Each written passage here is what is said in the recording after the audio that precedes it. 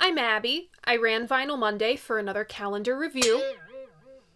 Ooh. Hi, I'm Abby. I ran Vinyl Monday for another calendar year, and this is a year in review. Zzz.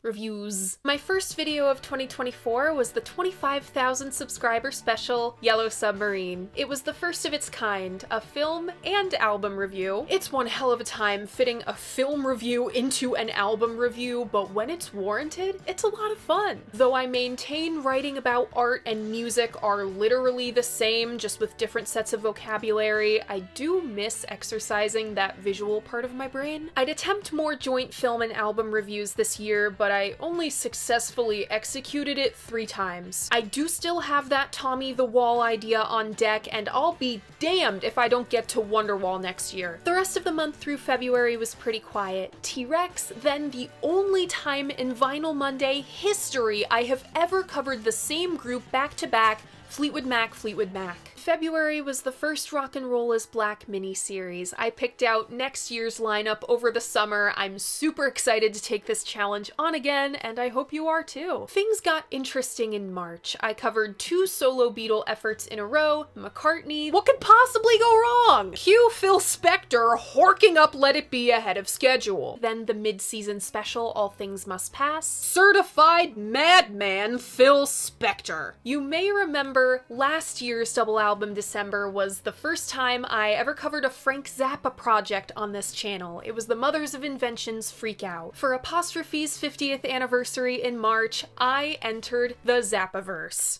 No, really, the official Zappa social media accounts reposted the apostrophe short. Vinyl Monday got the Zappa stamp of approval. I was warned that Zappa fans can be preachy, gatekeepy assholes, but let me tell you, I have had no problems with the Zappa fan base. You're funny and weird, and you have so many in-jokes you need a goddamn encyclopedia. That's my kind of group. You are the most welcoming fan base I have ever passed through in not only my time doing Vinyl Monday, but in my time as a music fan on the internet. The other most awesome fan base is the Deadheads. The response was crazy. Thank you, Zappa fans, for being so welcoming. The very next week, I reduxed one of the first 5 YouTube Vinyl Monday episodes, Piper at the Gates of Dawn. That made it into a couple of Syd Barrett fan groups on Facebook. I only know this because one of my friends from high school was in one of those groups and sent me screenshots of random people posting up the Piper episode. And once again,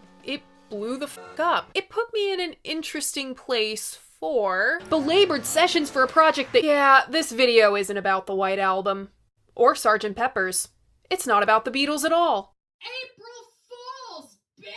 So I sit down and plan out months worth of episodes at once so I can schedule out exactly what to listen to and research when. I have a whole life outside of YouTube. Vinyl Monday is already booked out until March. So when I looked at the calendar in like December of last year, saw April Fool's Day was on a Monday, I knew what I had to do. I planned the whole thing. Held up the album cover, posted fake hints to my community tab, edited a fake thumbnail. I even went as far as to start writing a video I knew wouldn't be up until fucking December, just so I could use that intro in this video. I set up a White Album video, then switched it out for The Fool, the only psychedelic folk medieval surf mushroom trip in space album by the Dutch artist collective of the same name. It's one of the most delightfully zany albums in my collection. I definitely have to be in a very specific mood to listen to it, but I cherish it. I had a blast with that one. It was also one of the first episodes I've made to make it back to the artists themselves and their families. Marika Koger saw it and liked it, so did Barry and Yasha's son Jade Finch, the one who made the Be the Fool documentary. Thank you so much for giving Vinyl Monday the Fool stamp of approval. You and your parents' work is one of my favorite things about the 60s. Something else of note happened on April 1st. I got a DM from one of my mutuals over on Instagram.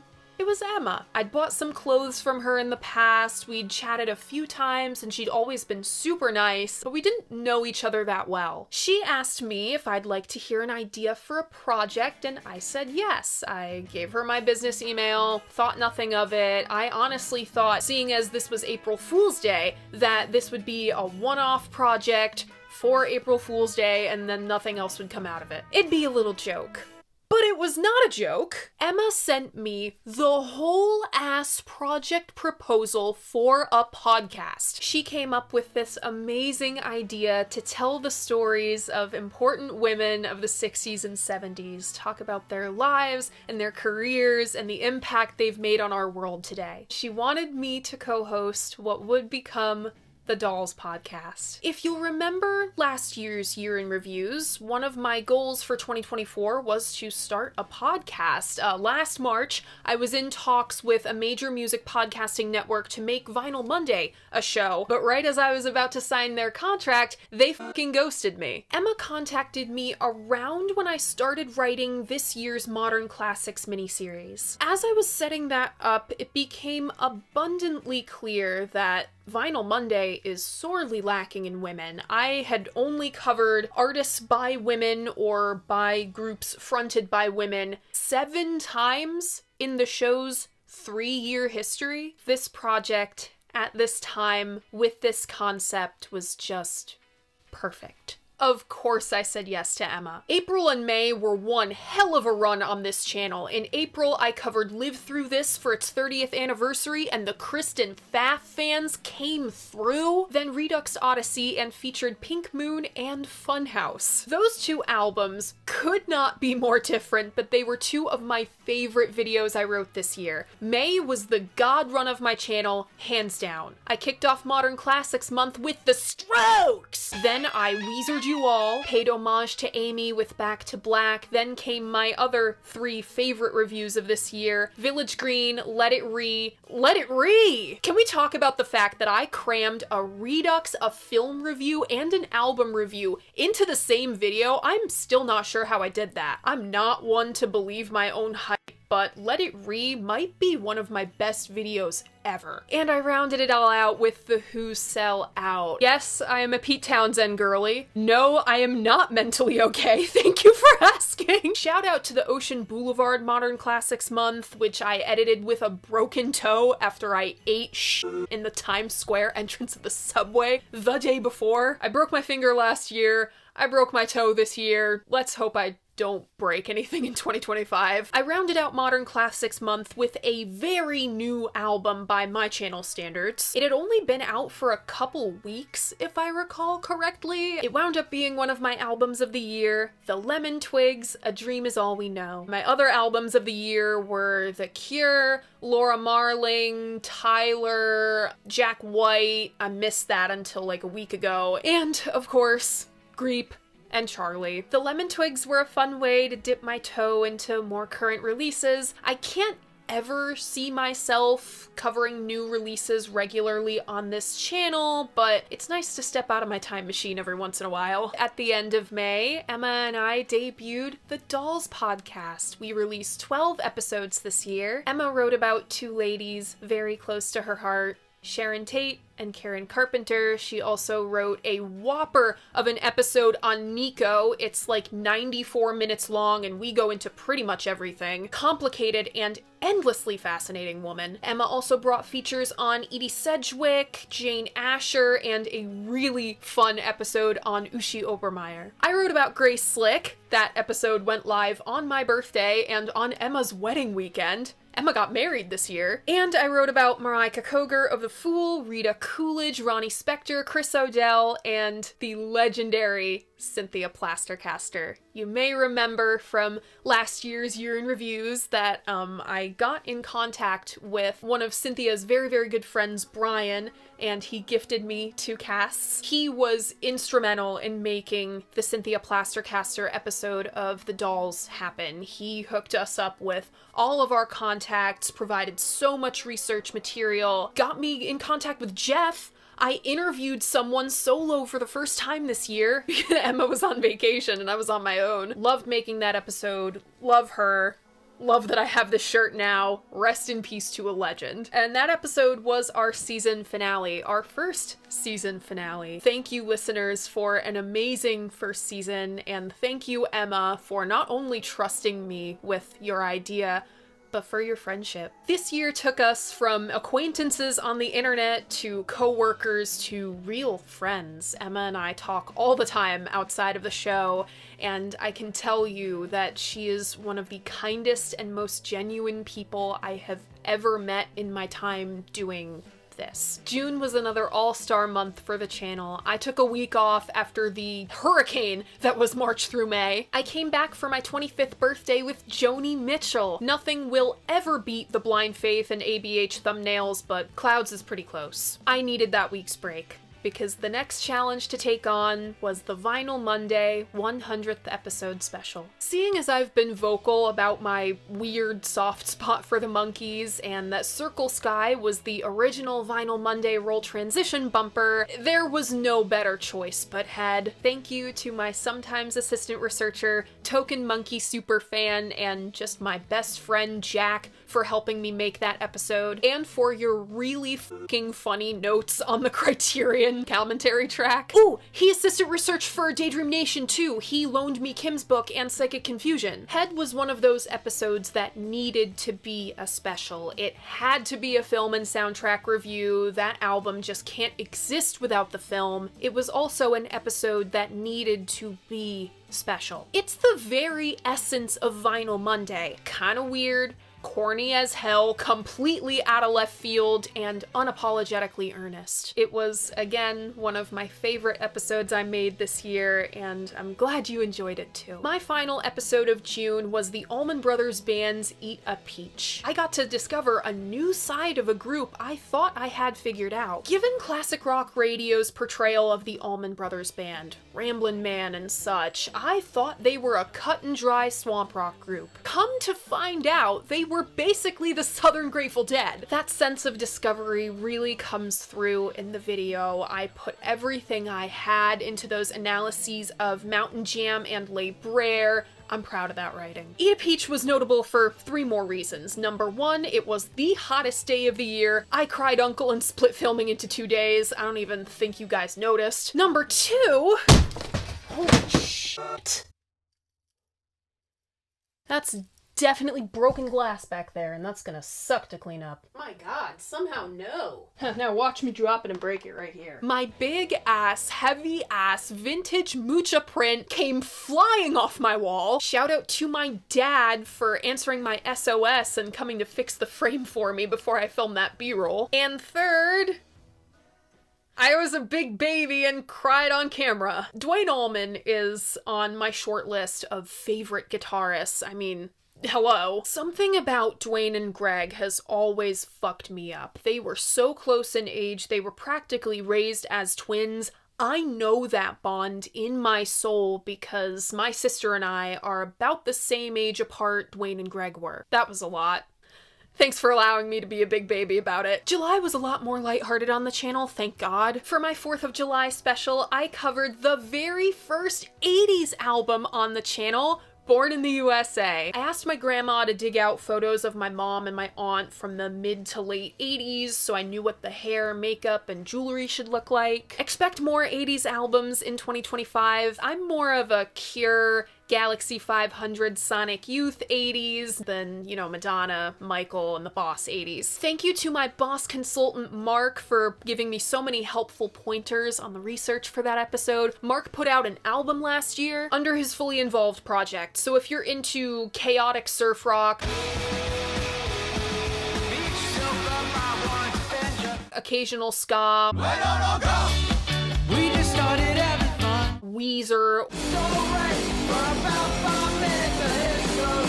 or just heartfelt projects about realizing you're neurodivergent, go listen to Cold Blood. Then came 3 more episodes I really enjoyed. Disraeli Gears, my 3rd entry into the Zappaverse with the GTOs. Man, what fun it was surrendering myself to the insanity of permanent damage. And a video I wholly thought was going to be my 2nd installment of I Don't Like, but it actually wound up being the 1st installment of I Was Wrong About. And this is me Eating crow.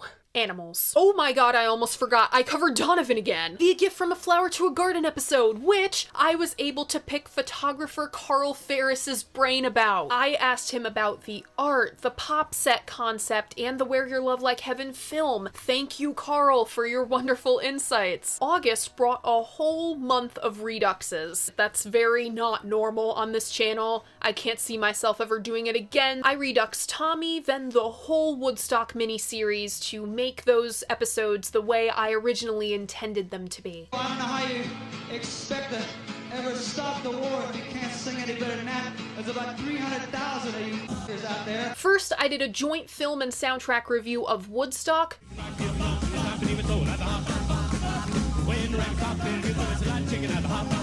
Then reduxed Ladies of the Canyon, and for Deja Vu, another first for Vinyl Monday, my very first guest. Ladies and gentlemen, for the first time ever in Vinyl Monday history, my mother! I couldn't cover my mom's favorite album without interviewing my mom. She's not the first family member in the Vinyl Monday verse though, that is my sister in the Siamese Dream thumbnail. All summer, I was working on the season 3 finale, a Layla Redux. Layla the Destroyer. If my profile pic is going to be this, and my website is going to be named this, I have to have a worthy Layla video. It felt very different from the first time around. It honestly felt very final. I don't have to crack open the Layla storybook ever again, and I'm glad. I'm content with that. Speaking of my website, ahead of the season 4 premiere, Bob Dylan's Desire and the Rolling Thunder Review, I revived my website. I post written versions of my reviews over there, as well as past favorites. You know I had to put the Siamese Dream review there, and a whole discography review of the MC5.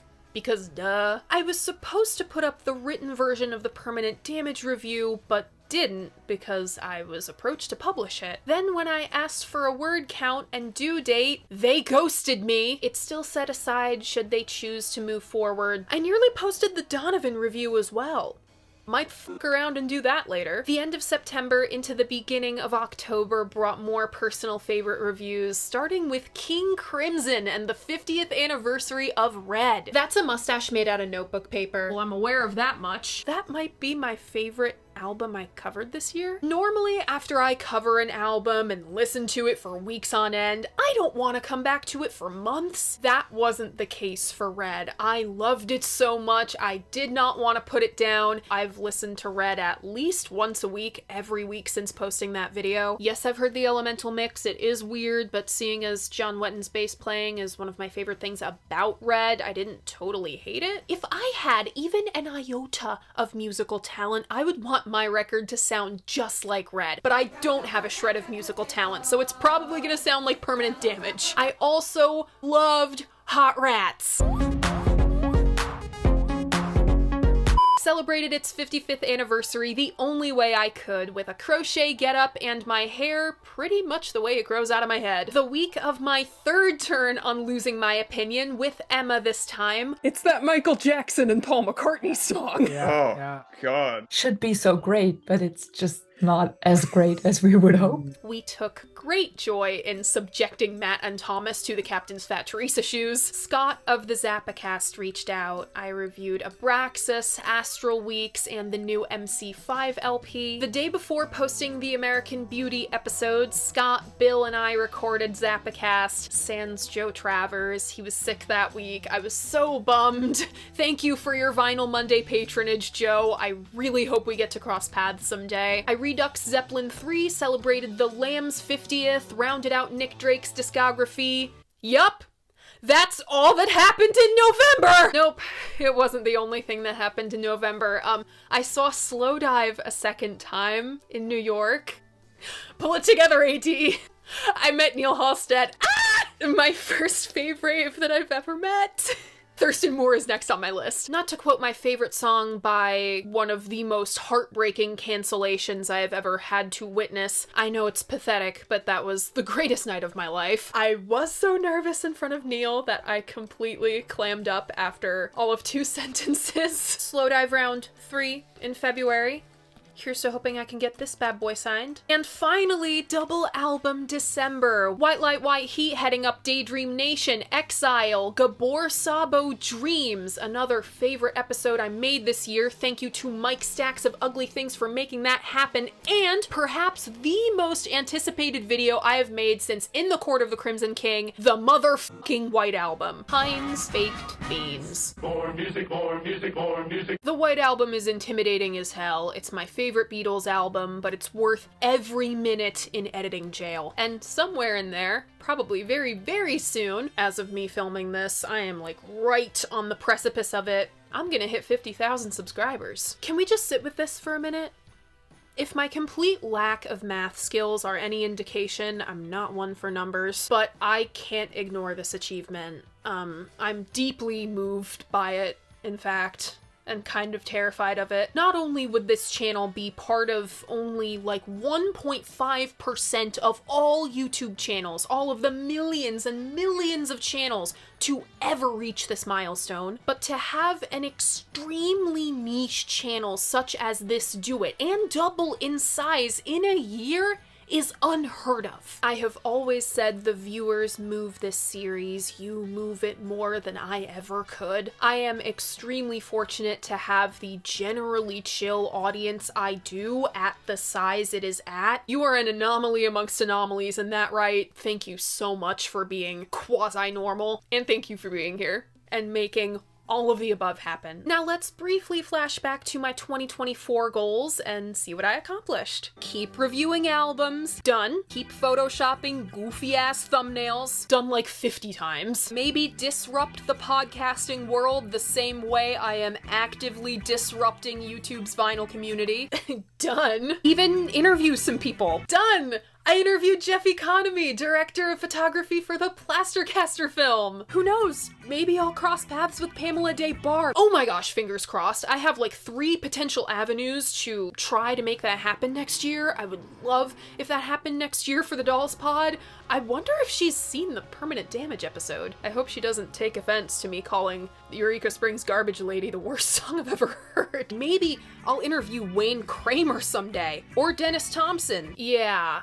2024 was a rough year in that aspect. Wayne and Dennis passed. John Sinclair isn't even around to say anything about it because he passed away as well. I'm really glad I posted ABH when I did. Someone on Wayne's team at the very least saw the thumbnail, which hell yeah, that's a damn good thumbnail. I'm so grateful that the boys are finally getting the recognition they've always deserved. They're in the Hall of Fame. Crazy that Brad Brooks just so happened to get a photo with the shiny Disco Pirate shirt in it. I'm so fortunate to have gotten to know people who knew the 5, and I'm extremely grateful to have been a fan when some of the boys were still around. Will I always wonder what could have been? Yes. Am I at peace with what was? Yes. What are my goals for this year? Keep reviewing albums, keep photoshopping goofy thumbnails. I want to get back on a TV show somehow. Maybe have a radio show? I know radio is dying, but I don't really care. Radio is such a big part of my story. It'd be a really great full circle moment. Sometime next year, I would love to meet Emma in person, maybe get an in-person Dolls podcast episode out of that, but we honestly probably won't. We'll probably be laughing too much. Here's to hoping for a Lars Land Vinyl Friday, Vinyl Monday crossover event. We're 3 very busy people, so I have no idea when this would happen, but I do have an idea. But really, my big goal is to deserve the audience I have. To put out better work. From like Led Zeppelin 3 to Dreams, there was not an episode I was 100% happy with. For being honest, crying on camera 2 weeks in a row was kind of when the wheels started coming off. I should have taken a break after that, but I didn't, and my work suffered as a result. My confidence has been shaken, and I cannot do work the same way I did this time last year. It's just not sustainable. If Vinyl Monday is surviving a 4th season and getting a 5th, Changes need to be made. This year, I broke up filming across several days instead of doing it all in one shot. Again, it's just not sustainable to do it all at once. Abraxas through 5 Leaves Later and just feeling like shit for weeks made apparent how necessary that change was. If I'm gonna keep covering jazz, I need to brush up on my theory. Jesus fucking Christ. This is the big one. The one that affects you. I wanted to make this change as far back as the season 2 finale, but things have just been moving way too fast. They still are, but I have the gut feeling that this is like the last opportunity I'm gonna have to pump the brakes before things get crazy. I have to start preparing myself in the event that Vinyl Monday as a whole blows up. I don't know if it's going to, seeing as this is such a niche thing. I think I've hit just about the ceiling of influence I will ever have, but I need to be prepared in case anything crazy happens. So I've decided that 2024 was the final year of weekly Vinyl Mondays. My mini-series will still run as normal, especially Rock and Roll is Black. That is a 4-part series, but in order to uphold, even restore the quality of my writing and my research, starting in March, I'm switching to 3 weeks on, 1 week off. Every week all year was fucking insane and not in the fun way, especially with my website and the podcast on top of that. And as Vinyl Monday evolves, editing takes more time. This edit on Drugs, God, and the White Album is kind of my final straw. At some point in 2025, expect me to put applications out. I want to be the best little Vinyl Mondayer I can be, and that requires someone better at Adobe Premiere. As for music I wanted to cover last year, did not get to Rush. Bummed I didn't get to Rush. I need to fucking cover Rush. Did get around to Daydream Nation. Shelved Patti Smith until the 50th anniversary of Horses. I will likely need a wig for that episode. And seeing as I covered Red instead of Lark's Tongues is still on the table. I missed some more big anniversaries this year, namely the 60th anniversary of A Hard Day's Night. I wish I'd gotten to the 50th anniversaries of On the Beach and Dark Horse. I actually meant to feature Dark Horse, but axed it at the last minute in favor of work on Drugs, God, and the White Album. Who would I like to cover next year? More Kinks, more Stones, The Pretty Things, Strawberry Alarm Clock, Love, The Yardbirds, Jeff Beck, Big Star, Television, Cat Stevens, Carole King. It's been too long since I last featured CCR and Radiohead. Need to cover Mountain. I fucking love Mountain. I've been listening to those first 2 or 3 records nonstop. That band was created in a lab specifically for me, especially Leslie West. And will 13th Floor Elevators, A Brief History, finally happen this year? Who knows? Not I. And that's it.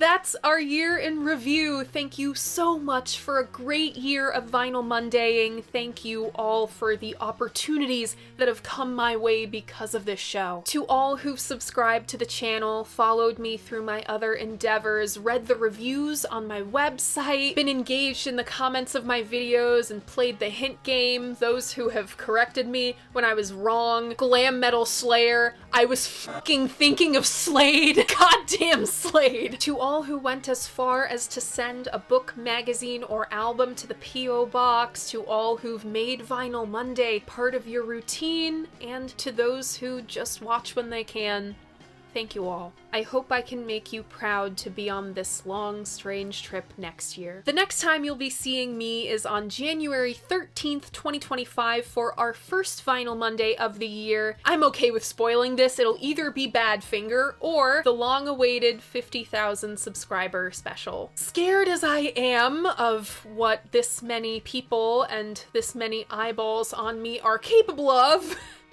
I am excited to get the ball rolling on the next year of Vinyl Monday. There are some killer albums lined up. Can't wait for you to see them. Thank you so much for watching. Not sure when this will be up, so either happy holidays or happy fucking new year, and I'll see you guys in a few weeks.